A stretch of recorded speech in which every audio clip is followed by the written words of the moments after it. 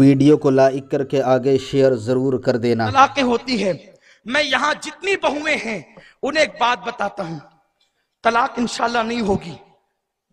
ساس یہ سمجھتی ہے کہ میں ساس ہوں تو میں جو ہے اپنی بہو پہ ظلم کروں گی۔ ساس کو چاہیے کہ وہ اپنی بہو کو بیٹی سمجھے۔ میں گفتگو سمیٹ رہا ہوں، ختم کر رہا ہوں، اس لیے کہ باقی گفتگو پھر کسی محفل میں ہوگی۔ توجہ سے سنیں، لوگ کہتے ہیں کہ بڑی بڑی جنگیں ختم ہو گئی۔ بعض فلسفیوں نے یہاں تک لکھا ہے پہلی جنگ عظیم ختم ہو گئی، دوسری جنگ عظیم ختم ہو گئی، لیکن ساس بہو کی یہ ایسی جنگ عظیم ہے کہ یہ کسی دور میں کبھی ختم نہیں ہوئی، اور پتہ نہیں یہ کب ختم ہوگی۔ اس کے ختم کرنے کا ایک طریقہ ہم آپ کو بتاتے ہیں۔ ایک بیٹی، نیک گھرانے کی بیٹی، اپنی ساس کی شکایت لے کر کے باپ کے یہاں آئی۔ باپ نے کہا بیٹی، ساس ماں کی طرح ہوتی ہے، خدا را اس پہ ظلم نہیں کرنا، بڑھاپے میں وہ جائے گی کہاں۔ ایسی صورت میں بیٹی نے سنا، سوچا میرا باپ کمپلین نہیں لیتا، میرے باپ کے ایک دوست ہیں جو مجھے بیٹی کی طرح چاہتے ہیں اور وہ حکیم ہے۔ ان کے پاس وہ بچی گئی اور جانے کے بعد کہا چچا جان، میرے ابا تو کمپلین نہیں لیتے، آپ میرے چچا ہیں، مجھے بیٹی جیسے پالا ہے، ایک کام کریں آپ، میری ساس مجھے بہت تکلیف دیتی ہے، آپ اس کے لیے ایسی زہر کی پڑیا بنا کر دے تاکہ وہ مر جائے، تاکہ اس کا خاتمہ ہو جائے، پھر ہم اطمینان سے رہیں گے۔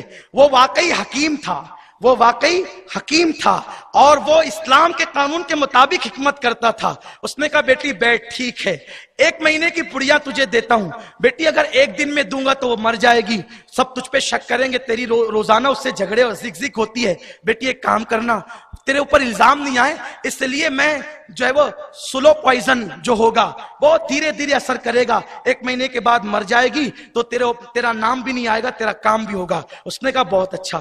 30 پڑیاں بنا کر اس کے چچا نے، حکیم صاحب نے دیا، اور دینے کے بعد کہا بیٹی دیکھ اگر تو لڑتی رہی نا اس سے تو تجھ پہ الزام آ سکتا ہے کہ تو نے قتل کیا ہے، تو ایک کام کرنا، یہ پڑیا کھلاتے رہنا لیکن اس کے کپڑے خود ہی دھلنا، اس کے پیر دبانا، وہ پانی مانگے تو دودھ پیش کر دینا، 1 مہینے تک خدمت کرنا، اس کے بعد تو پھر وہ قبر میں چلی جائے گی، تیرا قصہ ہی ختم ہوگا۔ اس نے سوچا بہت اچھی بات ہے، صرف 1 مہینہ خدمت کرنا ہے، پھر ہم جو ہے شان سے رہیں گے۔ اب وہ گھر آئی پڑیا لے کر، کھانے میں ملا کر کے دیا، لیکن کہتی ہے امی کیا بناؤں آپ کے لیے؟ یہ بناؤ۔ امی آپ تھک گئی ہے، ذرا لیٹ جائیں، پیر دباؤں، پانی پیش کیا، سر میں تیل لگایا۔ اب جو ساس بہو روزانہ لڑتی تھی، 3-4 دن میں یہ اسے بیٹی ماننے لگی، یہ اسے ماں ماننے لگی، محبتوں کا ماحول ہوا۔ 8-10 دن گزرے، اسے افسوس ہوا اللہ اللہ میں نے تو 8 پڑیاں ساس کو کھلا دی، یہ تو بیچاری 1 مہینے کے بعد مر جائے گی۔ وہ حکیم کے پاس گئی روتی دھوتی، چچا چچا وہ میں نے 8 پڑیاں کھلا دی اور ابھی جو ہے وہ 22 باقی ہے، لیکن میری ساس مجھ سے کتنا پیار کرتی ہے، وہ مجھے بیٹی کی طرح سمجھتی ہے، اس لیے جو ہے وہ میری ساس مرنا نہیں چاہیے، وہ جو اس کو زہر دیا ہے آپ نے اس کا ازالہ ہونا چاہیے۔ حکیم صاحب نے مسکرا کے کہا بیٹی جا تیری ساس نہیں مرے گی، میں جانتا تھا جب تو محبت دے گی تو تجھے محبت ملے گی، تو ٹیڑھی تھی، تیری ساس بھی ٹیڑھی تھی، تو نے پیار دیا وہ بھی پیار دے رہی ہے، ارے پیار اگر کتوں کو دیا جائے تو وہ بھی دم ہلاتے ہیں، انسان تو انسان ہے، ہر انسان پیار کا محتاج ہے۔ لوگوں یاد رکھو پیار دو گے تو پیار ملے گا، نفرت دو گے تو نفرت ملے گی۔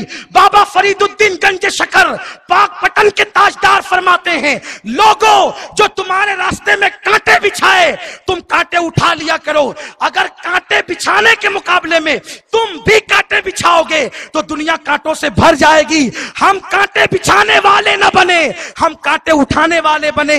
کانٹے بچھا کر کے انسان کے دل کو سکون نہیں ملتا، کانٹے اٹھا کر کے انسان کے دل کو سکون ملا کرتا ہے۔